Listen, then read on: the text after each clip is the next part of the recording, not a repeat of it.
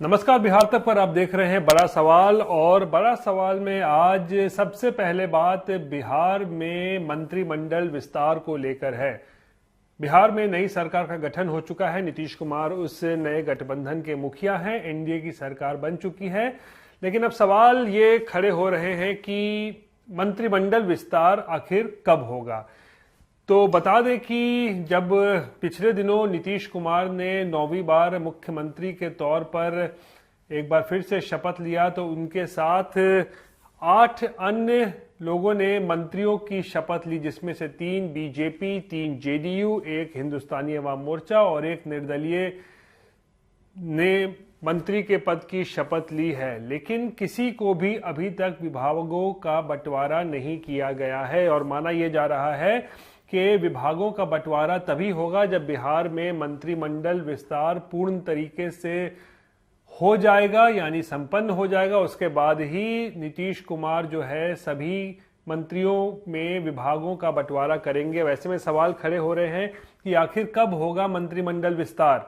तो बता दें कि जो सूत्रों से जानकारी मिल रही है कि फरवरी के पहले सप्ताह में ही, यानी कि 10 फरवरी से पहले, 10 फरवरी वो दिन जब बिहार में विधानसभा का बजट सत्र शुरू होना है। और माना यह जा रहा है कि बजट सत्र के शुरू होने से पहले ही नीतीश कुमार अपने मंत्रिमंडल का विस्तार करेंगे और उसके बाद नए मंत्रियों का शपथ ग्रहण भी होगा। लेकिन अब सवाल यह है कि आखिर इस नए मंत्रिमंडल में और कितने मंत्रियों का शपथ होना है, क्योंकि बता दें कि बिहार में जो विधानसभा की संख्या है उसके मुताबिक 36 मुख्यमंत्री को लेकर 36 मंत्री जो हैं वो बनाए जा सकते हैं, जिसमें से मुख्यमंत्री को लेकर अब 8 और जोड़ दें उसमें तो 9 जो हैं वो अब तक मंत्री की शपथ ले चुके हैं।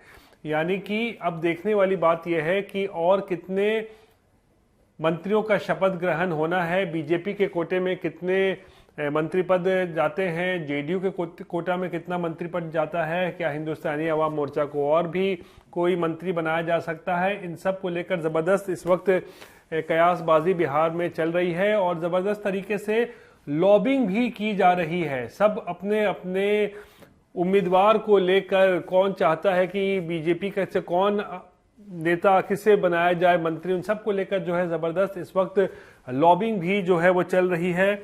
और माना यह जा रहा है कि हर बार की तरह इस बार भी गृह मंत्रालय यानी कि होम डिपार्टमेंट जो है वो नीतीश कुमार के पास ही रहेगा, क्योंकि आज से जब से 2005 में नीतीश कुमार मुख्यमंत्री बने हैं एक बार भी उन्होंने गृह मंत्रालय जो है अपने हाथ से बाहर नहीं जाने दिया है। यानी कि एक बार फिर से जो कानून व्यवस्था से जुड़ा हुआ सबसे महत्वपूर्ण विभाग है यानी कि गृह विभाग, वो नीतीश कुमार के पास ही रह सकता है। लेकिन बीजेपी के हाथ में क्या आ सकता है, कौन कौन से ऐसे महत्वपूर्ण विभाग हैं जो बीजेपी के हाथ में इस बार आ सकते हैं, तो उन की चर्चा अगर करें तो उसमें सबसे महत्वपूर्ण है वित्त विभाग।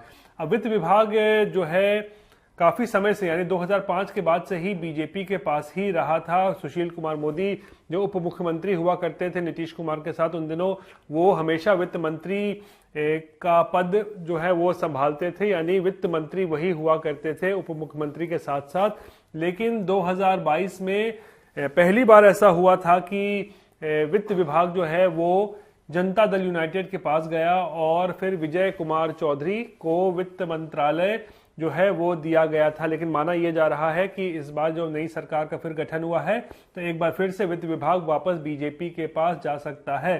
सवाल ये कि क्या वित्त विभाग किसे दिया जाएगा, इसको लेकर भी अटकलों का बाजार गर्म है। साथ ही साथ अगर हम स्वास्थ्य विभाग पे नजर डालें तो स्वास्थ्य विभाग भी हमेशा से ही लगभग बीजेपी के पास ही रहा है और इस बात की संभावना है कि स्वास्थ्य विभाग भी बीजेपी के कोटे में ही जाएगा। और साथ ही साथ जो शिक्षा विभाग है, शिक्षा विभाग को लेकर भी जो एक कयास लगाए जा रहे हैं कि इस बार शिक्षा विभाग भी हो सकता है बीजेपी के कोटे में ही जा सकता है।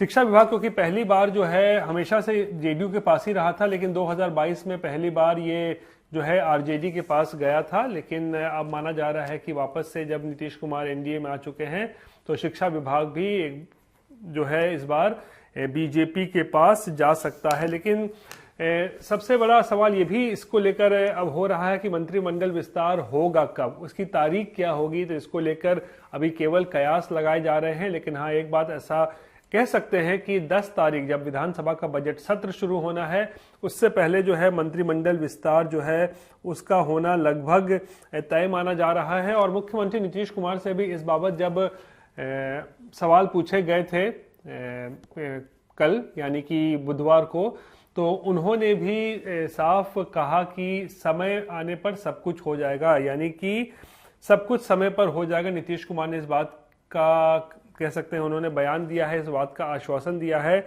और ऐसे में एक चीज और जो नजर आ रहा है कि जातीय जनगणना की रिपोर्ट आने के बाद समीकरण बहुत बदल भी गए हैं। तो ऐसे में जो जेडीयू के कई लोग जो मंत्री थे, यानी जेडीयू के कोटे से जो लोग तमाम मंत्री थे, क्या उन सबको रिपीट किया जाएगा, इसको लेकर भी सवाल खड़े हो रहे हैं। क्योंकि ऐसा माना जा रहा है कि जातीय जनगणना के बाद जो रिपोर्ट सामने आई है उसमें जिस तरीके से विभिन्न जातियों का जो संख्या बताया गया है, जिसको ज्यादा बताया गया है, जिसको कम बताया गया है, उस आधार पर भी नीतीश कुमार अपने जेडीयू कोटे से खासकर जो कह सकते हैं जो मंत्री बनने वाले हैं उसमें बड़ा फेरबदल कर सकते हैं। लेकिन सबसे बड़ा सवाल यही है कि आखिर इतनी देरी क्यों हो रही है मंत्रिमंडल विस्तार में, और अगर 10 फरवरी से पहले होना है तो फिर आखिर कौन सी वो तारीख होगी जब मंत्रिमंडल विस्तार होगा, ये बड़ा सवाल है। आज का दूसरा बड़ा सवाल है कि नीतीश कुमार ने इंडिया गठबंधन का साथ तो छोड़ दिया है, एनडीए में वापस आ चुके हैं, लेकिन बिहार महागठबंधन में लोकसभा चुनाव को लेकर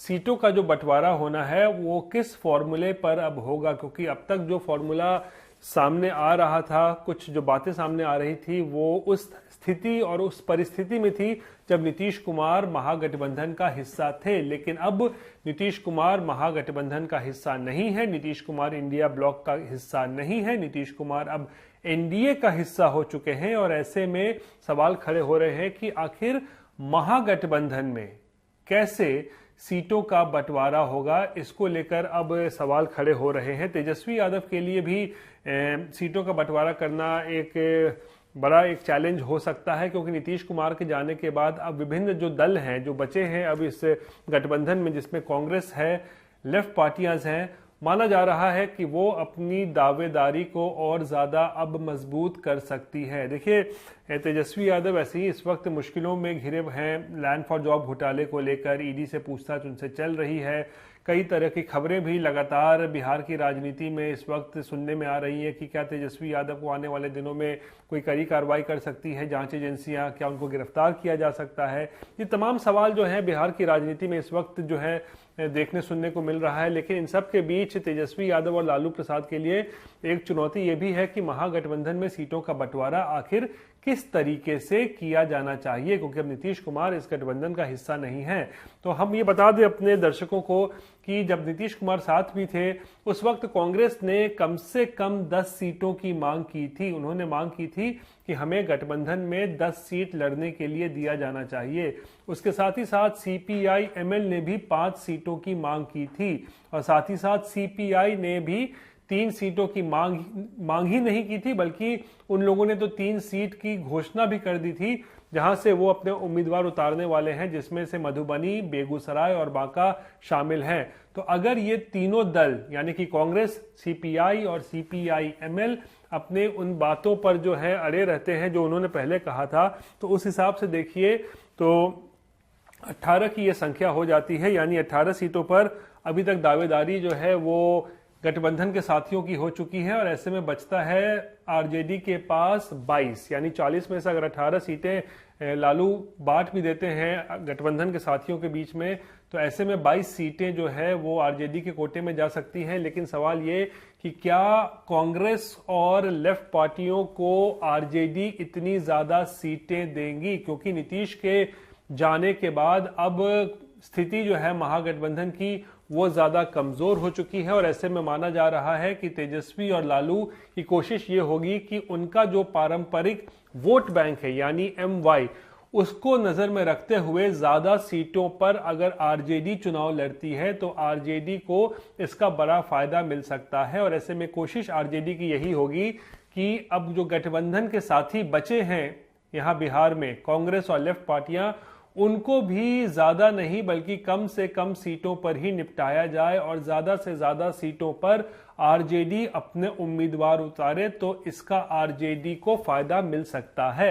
अब ऐसे में सवाल ये कि क्या कांग्रेस ने जो 10 सीटों की मांग की थी उस 10 सीटों की मांग को लालू प्रसाद मानेंगे?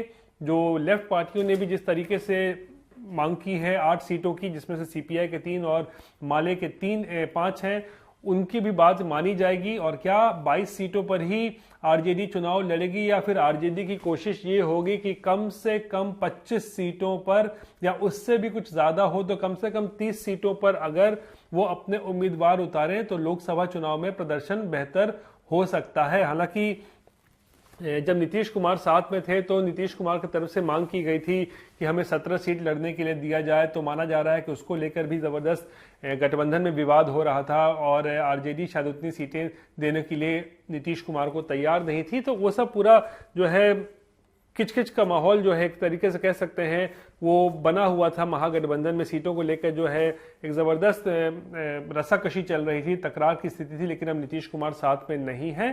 तो ऐसे में आरजेडी को ये जरूर चाहेगी कि ज्यादा सीटों पर वही चुनाव अगर लड़े तो फिर बीजेपी और एनडीए को जो है बिहार के लोकसभा चुनाव में कड़ी टक्कर दी जा सकती है। तो बड़ा सवाल यह है कि क्या लालू और तेजस्वी यादव अपने गठबंधन के साथियों को कितनी कम सीटों पर ही निपटा सकते हैं और क्या कम से कम 30 सीटों पर जो है वो आरजेडी खुद चुनाव लड़ सकती है, ये बड़ा सवाल है।